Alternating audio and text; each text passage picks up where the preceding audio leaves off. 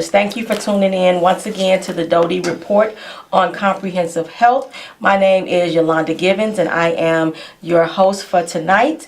And I just want to always give a shout out to Mr. Don Doty, who is the CEO and President of the Georgia Doty Comprehensive Health Organization, who has the platform and the reason why we're here tonight. We are here to share information about health and health education and resources, and really be able to reach out to the community and hopefully share something that will be relevant in someone's life and be very helpful. I am here today with two wonderful guests. Many of you may know that the month of October is Domestic Violence Awareness Month. I am wearing my hat and my shirt with the purple ribbon on in honor of that. But we know domestic violence is very serious, and we need more people to speak out about it, and we need to understand the trauma and the effects that it has on not just the person, the victim's life, but as well as the family and friends and, you know, the entire community. So it's important that we understand what happens, what goes on, recovery time, and give support and encouragement to those, not just women, but also men who have lived in those situations and have managed to get themselves out of that. So I want to introduce our guest for tonight. Don't forget, viewers, to please call in if you have any questions. We are live. We hope you out there watching. Think about some questions you may have and feel free to call in and ask any questions that you have, and hopefully we'll be able to answer them. So we're going to get right down to it. Again, I want to thank you for tuning in to the Doty Report on Comprehensive Health. We are here every Tuesday at 7:30 through the end of December. So continuously tune in. So let me introduce my guest for tonight. I have Miss Yolanda Carter, who is a domestic violence survivor, as well as her son, who saved her life. My understanding and reading the story that she had a tragic incident that occurred in 2016, yes, that changed her life really forever. Changed her life forever. But she is here. We are so grateful that she is here and that she is telling her story so that she can help someone else. Yes. She can help someone else. She can help, you know, bring some awareness. So I'm just going to give you the mic. I don't have a mic. Okay. But I'm going to give you an opportunity to share with the viewers your story and what you want to share about you and your son. Okay. Good afternoon, everybody. Thank you all for allowing me to be on CAN TV to share my story. Early on March 22nd, 2016, my life has changed dramatically by the hands of my now incarcerated ex-boyfriend, which caused me to lose my left eye. I was brutally beaten with a hammer and left to die in my very own bed. And if it wasn't for my son, Joshua, I would not be here today.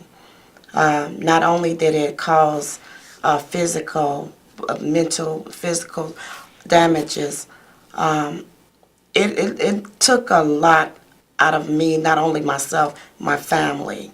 I was left with one eye because he beat me so bad in my left, the side of my head, that he crushed my cranium, broke every last bone on my left side of my face. They had to remove my eye out of my face because it was too severely damaged, so it was no more use for it. I don't have any more taste buds, no sense of smell because of it. I'm still having surgeries. The hardware implants that they put it in my face, this now had a lot of infection. So now we're in the process of removing a lot of the infection from the hardware, removing all the hardware. So before I can even be a candidate for a prosthetic eye, they have to get all the infection out, and then they have to do a reconstruction so I can get back to at least to, you know, as normal as not. But this is my new normal. But I want my son Joshua. He's really the key to the story, and he's the one that really knew exactly firsthand what had really happened. Because I mean, I'm only going by what I've heard. So I want to give it to Joshua. Hey, I'm Joshua, and I'm Yolanda's son. Um, March 22nd, it changed my life more than it changed hers, because I was the one that was there, and I had to really witness what happened, and she didn't know what really happened to her. It was a regular day, just a normal day. My mom just had picked me up from school, and the key thing that I'm happy that I did was, when the day she dropped me off at school, I told her I love her. So just by saying that, I'm happy I said that to her that day. So, but yeah, she picked me up from school. It was just a regular day. I was just getting out of school. She was going to get some food, and she got the food, and she said, Rusty is like, he was at the door waiting on her. He was at the door waiting on her, and they talked, and it was like a regular. They were just having a regular conversation. Regular them, and that's what they do. He asked to take a shower, wash his clothes. She let him do that, so he took a shower. He went in the room. My mom stayed in the living room, because that's what she normally do. She'll just stay in the living room, watch the news or whatever she's watching on the TV. So she went in around 11 o'clock, and it went on from there. I don't know. It's like I seen a couple things like my early childhood with stuff with my sister, so I always had a feeling like my stomach could get bubbly or something, like it's something gonna happen. So I just stayed up till like 3, just watching TV and playing video games. And I finally, when I finally went to sleep, I know 2 hours later, it's 5 o'clock in the morning. I heard my mom screaming. I jump up out my sleep, and I yell, "Mom!" So as I'm doing that, I just hear her still screaming. So I get out my room. My room is literally right next door to hers, so I can hear everything. So as I hear her yell, I'll jump up. I go to her room.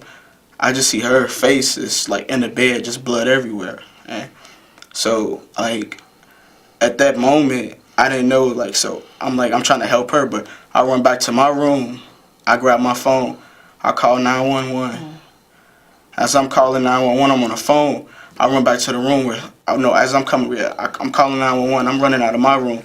I see him at the front door. We made eye contact for at least 5 to 10 seconds. I'm just looking I just dazed. We just locked eyes instantly. I didn't know what to say. He didn't know what to say. So after we just made eye contact, I just yelled go. I ran and locked the door. He left, and I just went back to my mom. I just stayed with her. I was pacing. I was making sure she was awake. I didn't want her to fall asleep. She kept saying, wake me up. So I just kept talking to her. After I got off the phone with 911, I called my sister. My sister didn't answer, so I called her husband, and he answered. And he was he just had a feeling something was gonna happen too. So he picked that phone up. So I called him. I was my mom just got beat in the head with a hammer. He said, what? I was he just beat my mom in the head with a hammer. He's okay, I'm on my way. So they now the ambulance came first, but they didn't come in. They had to come in when the police arrived. So they just downstairs. I'm just trying to save her. So I just grabbed my jacket and I just run downstairs, tell them to come in, but they still couldn't come in till 911 arrived. So they finally arrived, and they the paramedics had to come, the fire department had to come and get her, and the police just don't want me around her. They trying to talk to me, make sure I'm calm. So they took her to the hospital first. Where we lived in Hyde Park, so the University of Chicago is already right there. So they left, and then a few minutes later, the police took me to the hospital. But I was underage at the time. I was 17, so I couldn't really go to the back to see her or whatever. But they ended up letting me go. So as I'm at the hospital, I see her. She's just in the waiting room, and it's just blood all over her. It's a cup over her eye, just taped up, and she just she's still talking and everything. She was fine. Wasn't nothing wrong with her, but I just had to walk out. I couldn't see her. So my sister and her husband arrived, and they went in. My sister, her husband went in first because my sister didn't want to go in. So her husband went in, and then my sister went in, and he was just telling her it's bad. She don't, it's she don't look good at all. So I still didn't want to go back there and see her, and so the doctors there said they couldn't do nothing. There was no trauma center there at the time, so they had to call another ambulance to transport her to Mount Sinai. So she was at the hospital for like at least 3 hours. Around 8 o'clock, we finally left. So they took her. My sister and her husband took me back to the house, and we just went in. Just like I didn't want to go back in there. Like I didn't want to go in her room. My sister went in her room. She grabbed her purse, her car keys, and after that, they was at the hospital. She went to the hospital, but I didn't want to go. So me and my sister, we went to my grandma's house, and when we got there, my grandma was like, "Why you not in school?" And I was like, "You ain't hear what happened?"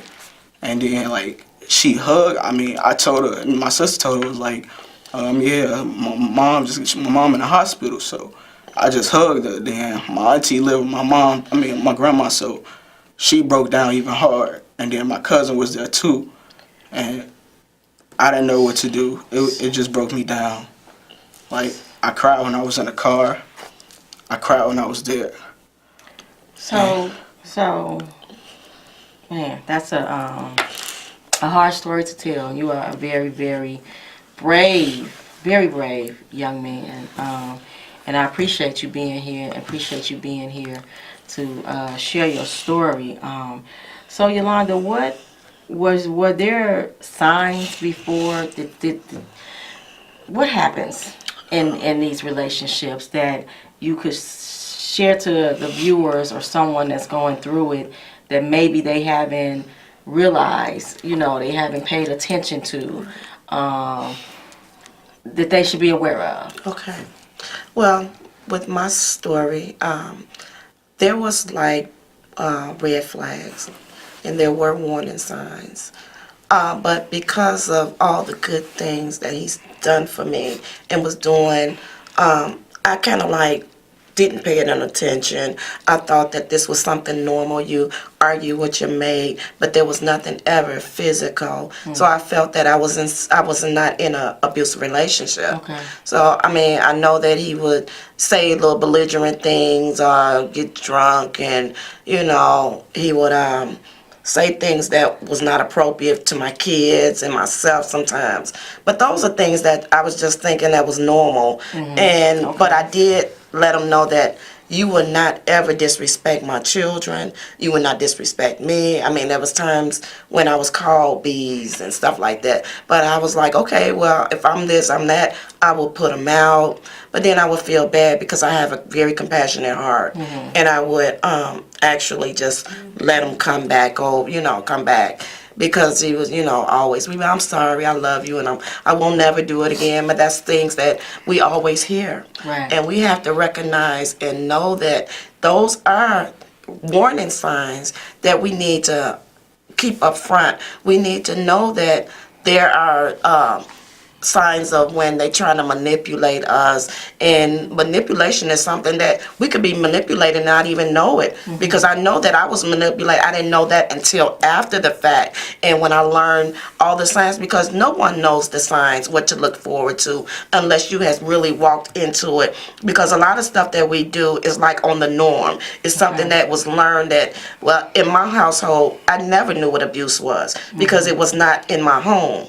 So only time it was existing was when I was I want to say 18 years old, and I had 2 daughters, and their father was abusive, but I got away from that. So at that time it was the police would come, it'll tell you to walk away, go on, he'd get them some air, and then it's over. But now it's called domestic violence, which was something that was not in my immediate circle. So I didn't know that this is something that we should be trying to, get out of, because he's never put his hands on me. So a lot of us, we think that we're not in a domestic violence relationship because we're not being touched. But the emotional, the mental, and verbal abuse is way more greater. It's more hurtful than you putting your hands on me, because those physical scars can go away, but those emotional, mental scars will last you for a lifetime. So I just encourage people to understand that, we have to let our children know, we as an adult, we're grown, and it's no age, no color, no gender, or anything that goes through this. Everybody goes through this, but a lot of us, we have a caller. We have a caller. Caller, are you there? I sure am. Well, hiya, Georgia, Doty, Annie, Paula here. Hi. How are you? Welcome back to the new season. Yes, we are. We've started our new season. How are you? That's good. I couldn't call you last time I was working. But anyhow, to the beautiful lady in the middle. Listen, lady, you turned a blind eye in that relationship. Sometimes you think you get an ass, whatever happens to you, and the next day they're going to change. And it never does. So let me tell you something, young lady. You look next to that young man that's sitting right next to you. You put your heart and soul, that little boy next to you stuck through you thick and thin. Hi, can you say hey to Auntie Paula? Smile next to you. There you go. Hi. That's who you put your love into now.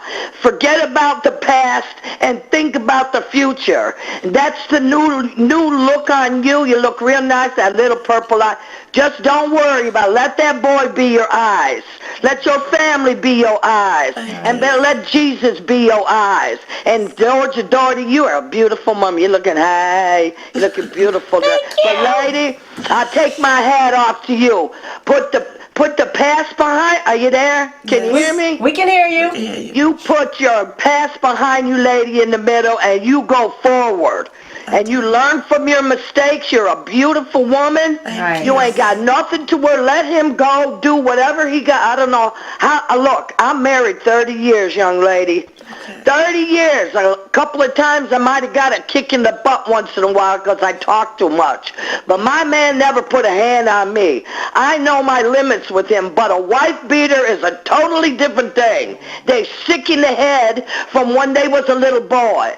So whatever his situation, he's gone now. You got your new eye, you got your family, and you got me. My name is Auntie Paula, and God bless you. You just keep going, girl. Okay? Thank you. Thank you. You demand respect. You see the other day in the White House, all us women rocking? You deserve respect. And smile next to your mama over there. Joshua, there you go. All right, we got another caller. Caller, are you there? Yes, ladies, and good evening. And, I came in late to hear it, but I remember my wife and I reading and seeing it in the news about you. Aww. And I just heard Paula, there was some excellent comments you gave to the family. This is something, partner, you're going to have for the rest of your life. You're going to remember things the rest of your life. What you need to do, seek help and give it away so people would know how to extract that from you, because you got a long life ahead of you. So please try to get him some help. Right now, you are the most important fella up there, and that's you. Now, getting to the young lady, I remember my wife, and it's sending chills down my arm right now. To imagine a damn man will not just hit you, but use a hammer. Mm-hmm. But listen to me. I don't know what happened to the case, but he's going to get his. He's going to get his day. And if he lives long enough, I wonder what he's going to say to that man upstairs. What can he say? Only thing he could possibly say, look at me, because you already know where you're going. You're a very great big inspiration. I don't know why things happen like this, but this is part of life. Sometimes we try to hold on to things where we know, especially y'all women. Y'all women are the smartest creatures in the world. Y'all know when a man's about to turn left or turn right, but you have a very bad tendency sometimes trying to say, I'm going to fix this. Let me tell you, God saved you to tell people from your mistakes that you could, listen, sweetheart, don't cry. Because look, you're still here. This is October the 9th, 2018. You could have been in that ground. Yes. I can't imagine the pain you went through. I really don't like talking about that. But I know you have a purpose, and if you don't, seek and you shall find your purpose. It's baby, not too many people go through trauma like that and survive. So it is a reason. Listen, I don't want to hog your show up, but to your son again, listen, partner, please, seek and shall find. Get that help. They have family services, Metropolitan, that's it, Metropolitan. That's what I'm a part of, Metropolitan, yes, I am. Yeah, they do things that will help you out freely. Yes. Listen, don't be ashamed. It's always good to talk to somebody. Yes. But one thing for sure, you need to learn to talk to the right people, because people could give you bad info. Yes, you want to retaliate. You want to be a damn fool. Don't do that, man. Seek and you shall find. And one day, I'm older man. I hope I hear about you the good things you have done. Let me get out there so I can hear your response. And thanks for taking the call. Thank you. Thank you. Thanks for calling. How that support is phenomenal. It is phenomenal. So tell us, share with the viewers, where would you, someone that's in this situation, what would you tell them to do? Or where to go? Okay, the first thing I would do is first of all, don't never tell your abuser that you're going to leave them, first of all. You have to create a plan. You have to put it in motion.